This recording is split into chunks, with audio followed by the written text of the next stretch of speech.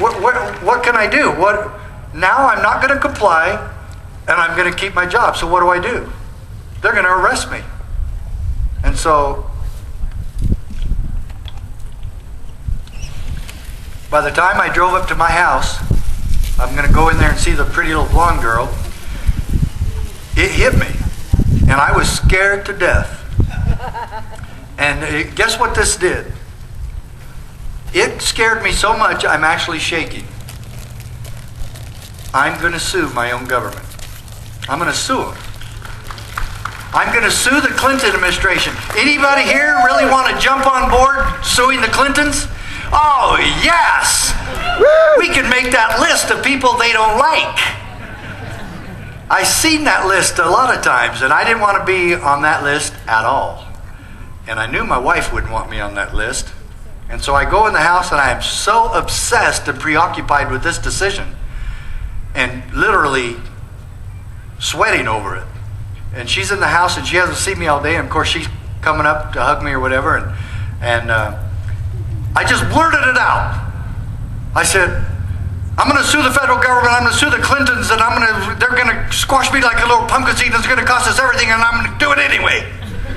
And she just goes, don't I get a kiss? And I said, yeah, but I really am going to sue the federal government. And if you have anything to say about it, you better do it now. Let me tell every one of you ladies, if she had said anything like, are you nuts? Are you crazy? Look at all we had to do to get this job, and you want to risk everything now? We have 5 children. What are you thinking?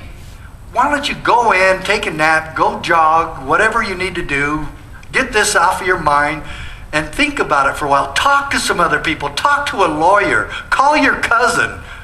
Do anything. Take your time to make this decision. You probably haven't taken more than an hour to decide this. And I said, well, the trip from Phoenix to Safford, 2.5 hours. She didn't say anything like that, folks. She says, I don't understand all the reasons why you're doing this, but I understand you.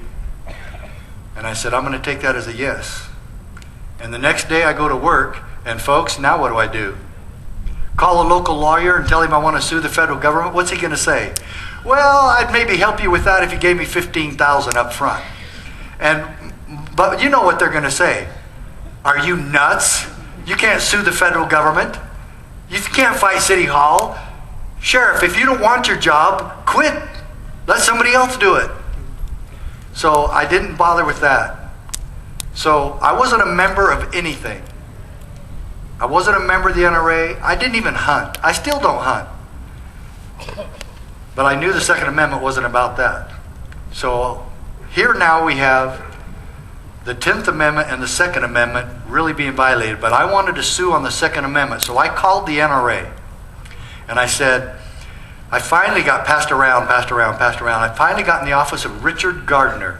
And I told him what I wanted to do. And he said, Sheriff, we've already been preparing the paperwork on this case, and we were praying that you would call. All right. And I said, okay. I said, why me? And he says, not you. We need a sheriff. And I said, you got me.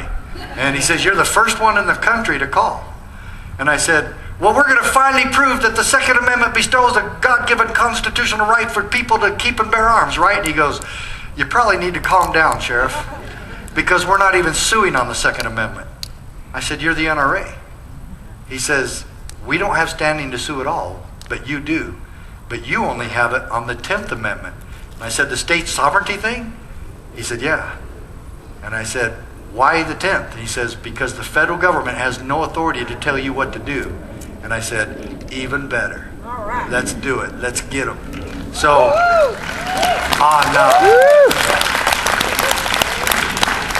but you're forgetting something. Part of the story you're forgetting, remember? The threat of arrest. What are we going to do with that? So my lawyer, I hired my own lawyer out in Arizona. I told the NRA, I said, I want my own lawyer. They recommended a guy in Tucson by the name of Dave Hardy. I hired Hardy as my lawyer. He worked with the NRA. And Hardy told me, he says, look, do you know you're subject to arrest on all this? And I said, well, yeah, I guess. And he says, we're going to try to get an injunction from the federal government being able to sue you, or arresting you for suing them. And he says, I wouldn't put it past them either, knowing their past history.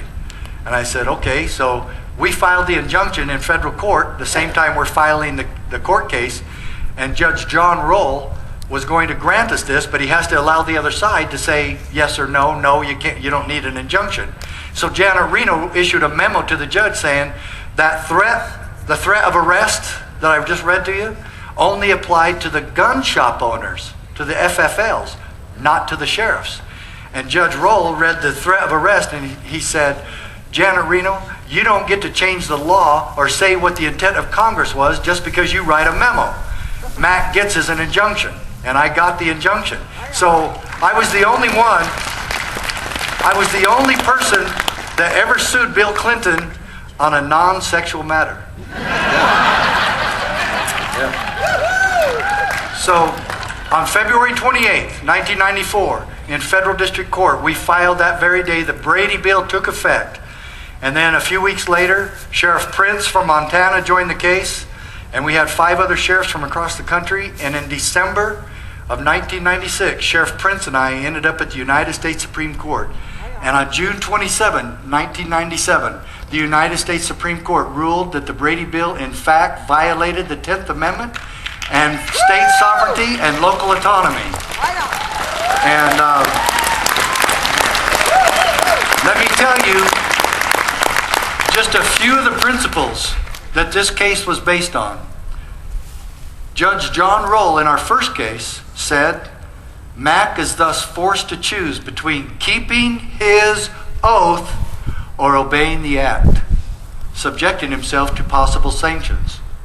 Folks, when your sheriff, when your local law enforcement officers are put in the same quandary of having to choose between statutes and legislation from vapid politicians or keeping their word to you, which one do you hope they decide?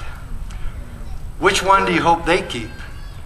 And what I found out, the underlying principle that I found, that I discovered filing this lawsuit against my own government, was this: it's worlds more important to keep your word than it is to keep your job. That's right.